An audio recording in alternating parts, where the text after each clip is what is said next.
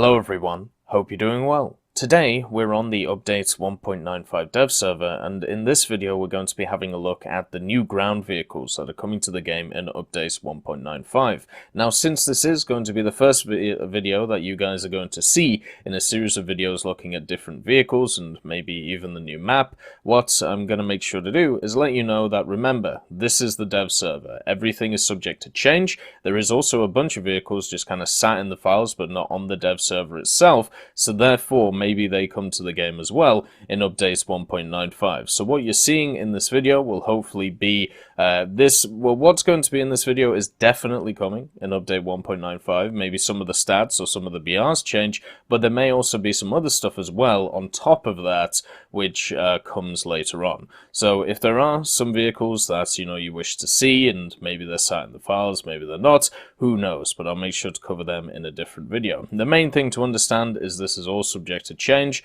and the dev server is not exactly the live server. The first vehicle to have a look at is the M60A3 TTS. This comes at the end of the M60 line for the Americans. It's a rank 6 battle rating 9.3 vehicle, and it's very similar to the Chinese one, apart from, of course, you can see it gets the Rise ERA package. So you get some ERA all over it, useful against heat FS, but going to be pretty much useless against the majority of shells you're facing, which of course are AP in nature, so APFSDS, but it's a standard M60A3. Once you take off the armored parts, it is, it's actually really nice to see the M60A3 finally come to the American tree, even if it is in this form. It has access to the 105mm M68, which is, stabilized, and also it gets access to some nice rounds. The first round you get access to is the M735 round as a stock round. This is a standard tech tree vehicle, and on top of this you get access to HESH, Heat FS, and also the M774 round. And since this vehicle is at 9.3, it is in the 10.3 to 9.3 bracket, but since stuff like the, other tanks exist around this BR, I'm sure you can balance, or I'm sure you can make a nice lineup around this. One of the tanks as well, which has been changed, is the XM1. The XM1 is going up to 9.3 in all game modes, at least according to, the changelog for the updates, so therefore you can run it with that and have a lot of fun, along with the MBT-70, and even if the Bradley, if you want to up-tier it. But overall, it's nice to see the M60A3.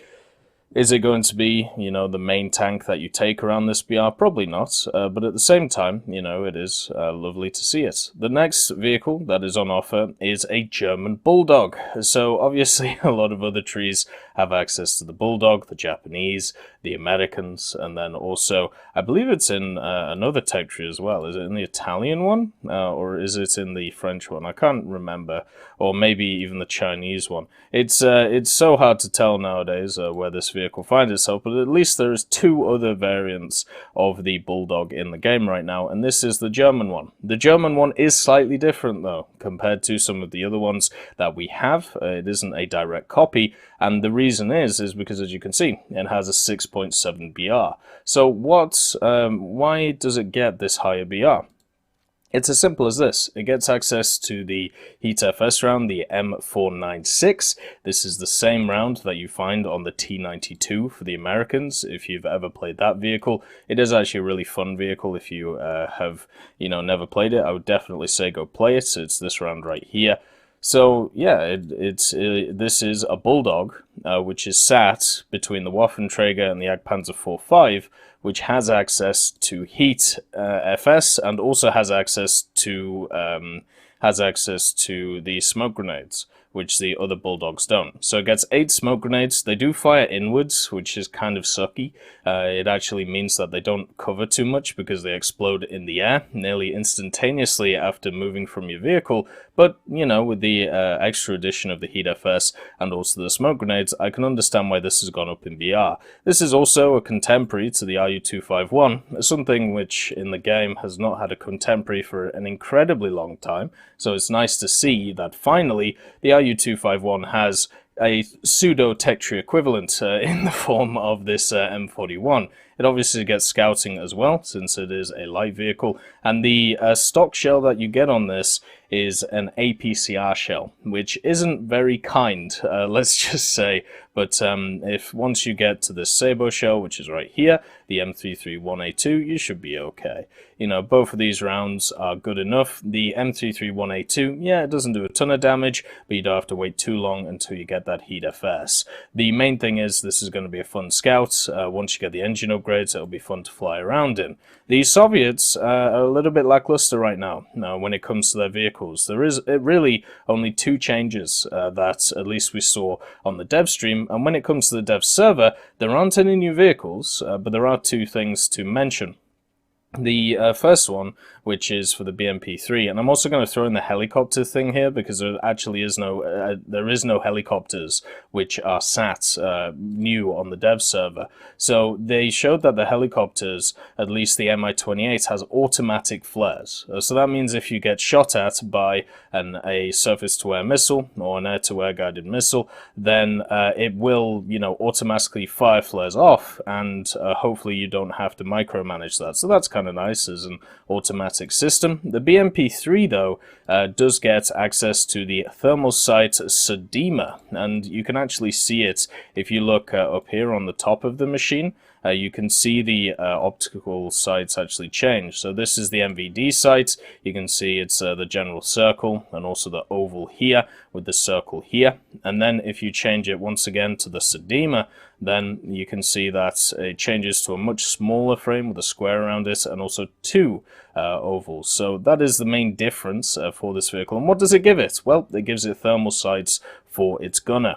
We can test that right now for you and also just show you something else which is kind of cool. They've added some new nice little ideas to the ground and also to other game modes as well, such as naval. Generally they've changed how damage is shown. So you can see if I put on night vision, it is still third person night vision for this machine, but once I change to the gunner view, it is thermals, and then when I change to the commander's view, it is also thermals. Before, the BMP3 only had access to the night vision stuff. So therefore, for this vehicle, this is quite a large upgrade for it, especially when it deals with a lot of machines. And then here you can see the different effects which they've added, these sparking effects. Now you can see that at night they are very prevalent. How cool is that? You know, they've added these cool little sparking stuff, and it's just, you know, nice to see.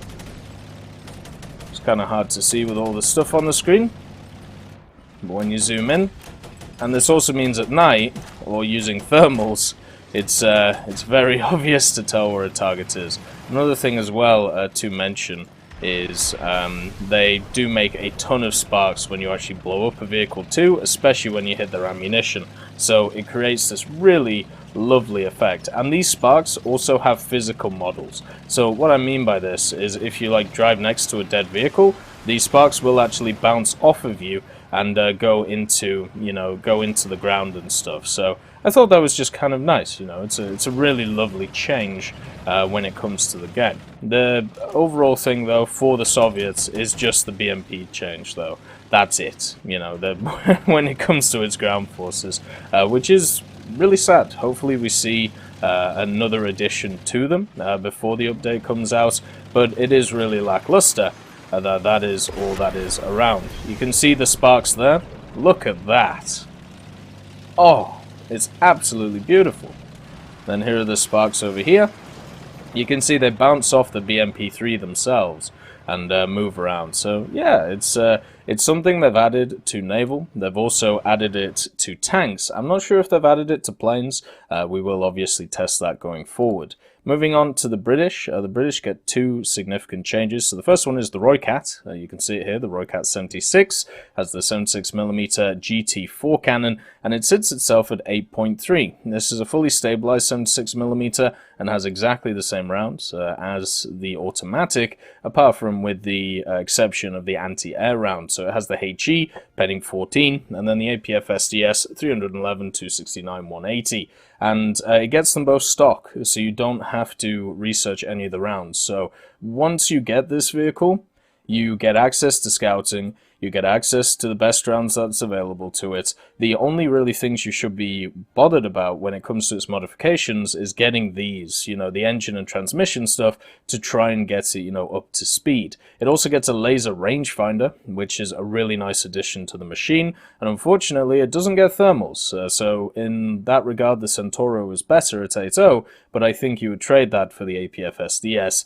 that you see here. So yeah, it only gets standard NVDs, nothing else. And there is kind of a curious thing with this that while testing it earlier, I kind of found where even though it has a really fast turret, it has a really good stabilizer, like insanely good stabilizer on this machine. You can see right here, this is the Rooikat. Its acceleration, it could be better, and there are a lot of vehicles which are very similar to this, which do have better acceleration. And also, once it gets to around 48 kilometers an hour, it's as if it has, there you can see the sparks again, it's as if this has like an artificial limiter on it. Like I'm in gear 3, and I'm at 47 kilometers an hour. That's it. I feel like this machine should be able to go faster, if I'm honest. So it seems like it's artificially limited right now. It also has access to a coaxial, machine gun, which is nice, but the reload is really lovely on it, as you can tell, and obviously the APF-SDS is great. This is going to be a really fun vehicle, and it gives you a secondary option to something like a Chieftain Mark III at the same BR, so you can run that with it. The armor profile, obviously not very good, only 30, 10, and 25 in areas, and then the majority of the body is only 20, should be getting hull broken. But the reason why I say it's odd with this machine is because you can see here, it has 5 gears. It's supposed to go 120 kilometers an hour, but mine right now is limited to 3 gears. So I'm not sure what's going on with it, whether I have to screw around with manual engine controls, which I can do, and I'll test that for the video, which you'll see later on. The next one is the Challenger 2. It's getting a nice little upgrade to it. The Challenger 2 is getting a model update, so they've actually added some nice little additions to it, and it's also getting an armor package. They are adding the Dorchester 2F armor kit to it, which is lovely to see. So this is the Challenger without the kit.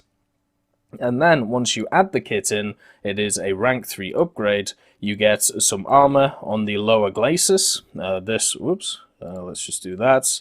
Oh, it doesn't show it. Come on, because it's an armor package. God damn it. So you get an armor on this lower area here. You also get armor on the sides. Now, I have been told that the armor isn't working right now on the dev server, like it doesn't exist, so there's not really much point in testing it, but understand that this is very much ERA intensive, so it's not going to be too great against AP, but it'll be nice against HE. So yeah, it gives you a nice little add-on to the Challenger and makes it look like how it should do with its battle package configuration, if you want to, talk about it like that. The next vehicle, which is a big addition, is the Type 90B. Now, the Type 90B seems exactly the same as the standard Type 90. The only real difference is that there is some little bits of extra armor on the front in the form of these 10mm bits. So this isn't going to be, a massively different vehicle to the Type 90. See it as a backup for the Type 90, or you take this out first because of the nice little additional armor. But it's not going to have a different playstyle to the Type 90. It's going to be exactly the same. But at the end of the day, it's just nice to have another Type 90. Obviously has the 120 Type 90 L44, the 50 cal, and also the coaxial 7.62 on the, right here. It has the same armor profile, and it has the same ammunition as well. The JM33 is a rank 4 upgrade, and also the JM12A1, which you have to, struggle to get to. Has access to thermals and a laser rangefinder. As I said, it's a Type 90, but just a B variant. The Chinese also get access to 2 AA vehicles, so the AA line is now growing. They've also moved it, so you can see the Type 65 is here, then you got the M42 and the WZ305. No lower ones, but hopefully soon, we'll see some lower ones. The first one, of course, is a Duster. So this is another Duster in the, game. Duster overall is a very good vehicle, you know, with the 40mm Bofors, but there's not really much to mention here, apart from it's nice to see, so you can run it now with your 6.7 Chinese lineup. The other one is this monstrosity, which, you know, I'm kind of sad to see because of the fact that it brings back horrific nightmares from days gone by with the Soviet version. This is the WZ305, and if you aren't familiar with what this vehicle looks like, it is basically a ZSU 57-2, or at least the turret of a ZSU 57-2 on a slightly different chassis. So you can see that this, I believe, is on a lightweight medium tank chassis, the ZSU 57-2, and the Chinese have done exactly the same and made a lower profile machine at 7.7 with something which looks very similar to like the Type 59, Type 69 chassis. It has access to the two 57mm WA318s, which are, once again, exactly the same as the Soviet ones, and also gets access to the APC-BC HE, which pens 150mm, so have fun using this as a tank destroyer. There is definitely a interesting thing with the Chinese, where the Type 65 and the WZ, they are much better at tank destroying than they are at actually killing planes.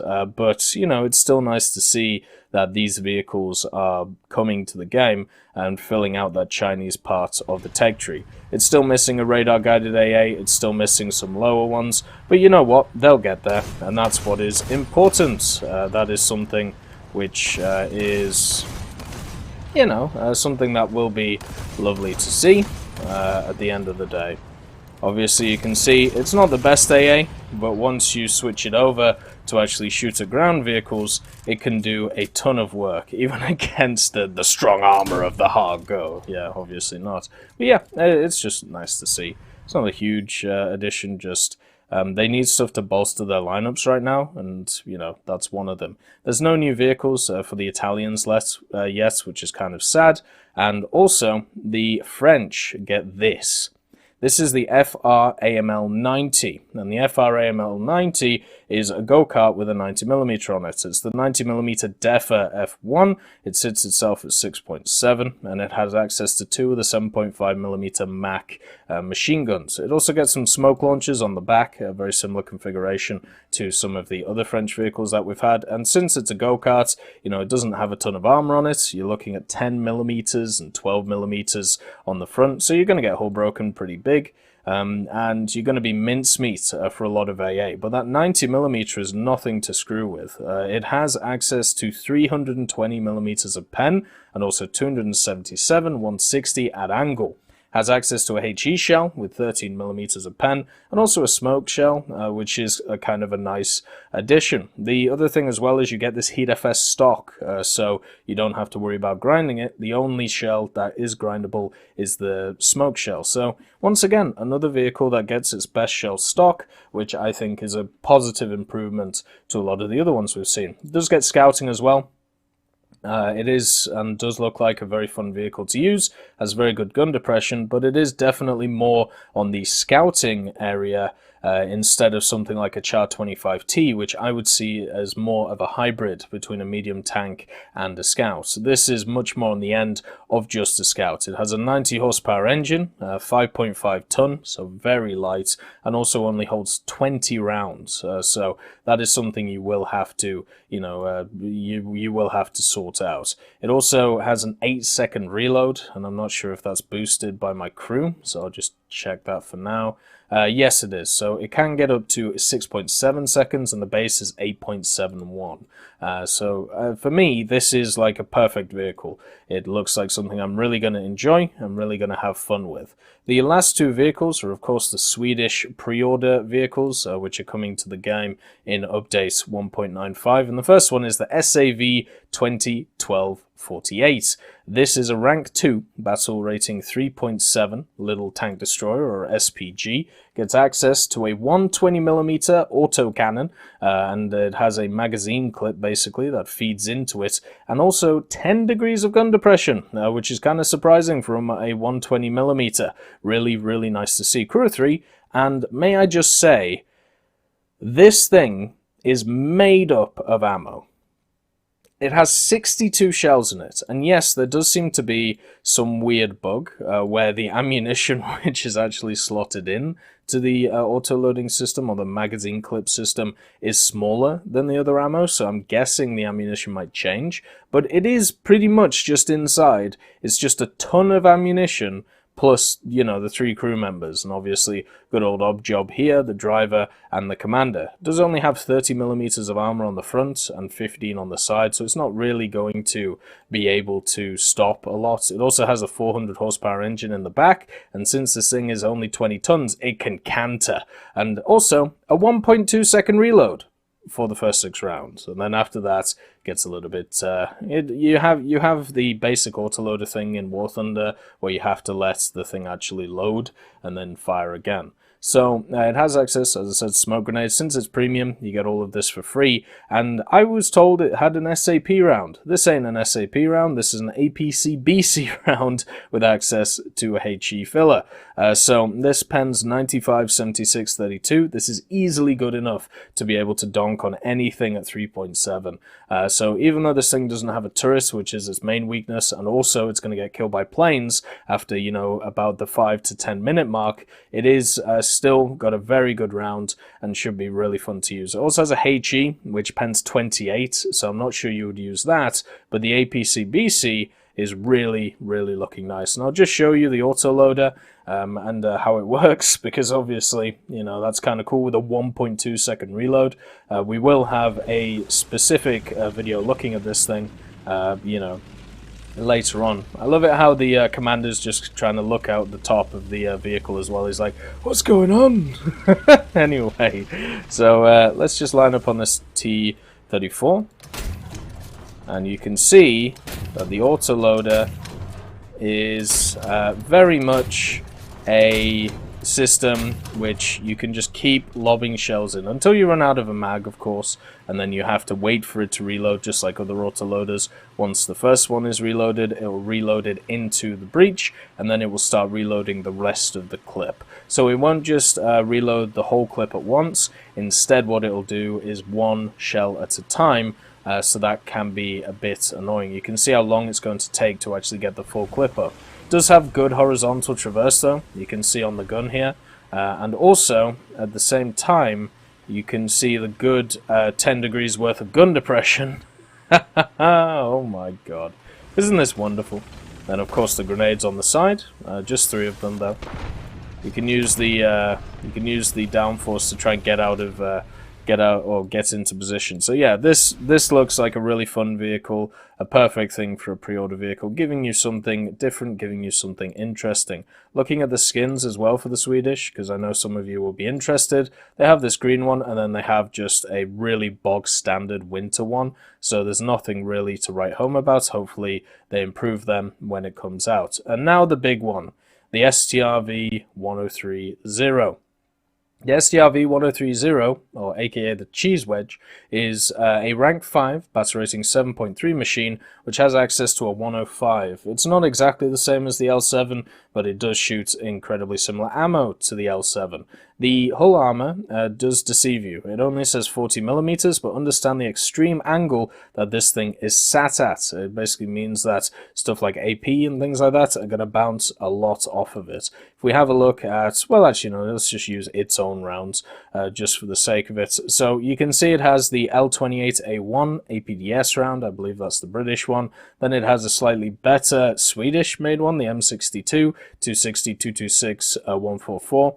Then it has a HE shell, which pens 23, a HES shell, which pens 127, 134, 143, and then of course the standard, as I said, 303, 278, 216. So its armor, if you're actually here, you can see that instead of 140, it is actually, you know, 180. Now, will that stop a lot of stuff? Yes, it will. You can see right here the angle the angle of attack means that it will bounce quite a lot, or it'll go through, depending on the slight little area that you shoot in this damn thing. And that's going to be the major issue, the chance of ricochet on this. So instead of just something that, you know, pens all the time, you may get situations where it's like this, where it's an automatic ricochet because it's over 80%.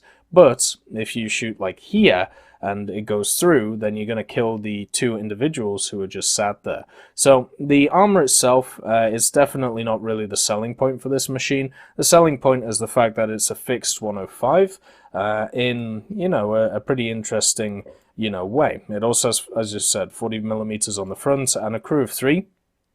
There's also this 30mm piece of RHA. This seems to just increase the spalling on the rounds that I've found so far, which isn't very fun. It also has a dual power system, so it has 2 engines, 1 diesel, 1 gas turbine, and also a transmission as well. This is also the only vehicle in War Thunder right now that can run on 1 crew member. So if you shoot these 2 crew members, the commander can take control of everything, means that he can aim the gun, shoot the gun, and move the vehicle at the same time. It also has access to this 2 sets of ammunition at the back, meaning that it can carry 50 rounds of ammunition. Obviously it has an auto-loading system, and the gun isn't stabilized because the whole tank is stabilized. And it also has negative 10 degrees of gun depression. If you are used to the VT-12 and the general aiming mechanic that has access to, the STRV has a very similar aiming mechanics. The only problem is it works slightly worse than it, and it also is on by default. So you can turn off hull aiming if you want to. In the options, it is sat here. So I'll actually just put a button to it right now. There we go. And so you can turn it off if you want to. I don't know why you would in this machine though, but this is the basic hull aiming mechanic. It means when you are stopped or stationary, you can use your mouse to be able to aim your machine. Now this is where it gets its gun depression from. You can see that the cheese wedge is in full action there, and you're able to obviously try and bounce a bunch of shots. It also has a decent amount of elevation, and also something I didn't mention, some nice machine guns. So there you go, you can see the hydropneumatic suspension at work. So the idea is you aim the whole tank at a machine instead of, you know, just aiming, you know, the gun itself. The problem is the whole aiming mechanic is a little bit dodgy right now, and you can see it takes a while to actually set up and be precise, and that's going to be a problem going forward with this mechanic. It's very stop-starty, so yeah, that's just something to watch out for. Remember that the Swedish tech tree for ground is not coming in this update, it's coming in a future update, so hopefully the little kinks will be ironed out by then. It also shoots out the shell out the back, as you can see. Wonderful stuff. And I don't think it has it has to wait for its autoloader. It just keeps firing and keeps firing until it runs out of ammunition. Speed-wise, isn't the best. This is the pre-production version of the machine, and the big thing that they actually changed from the pre-production to the main production is giving it a boost of power in the fact that it has its engine. Obviously firing on the move is just going to be a pain. You're going to have to stop and set up aim, but you can see how long it takes to do that, and also it's definitely wibbly wobbly when it comes to it. So yeah, just watch out for those things. Make sure that you understand that this vehicle is, in my opinion, when it comes to the mechanic, which it's based around, is work in progress because it does need fine tuning. Yeah, so pretty much as simple as that.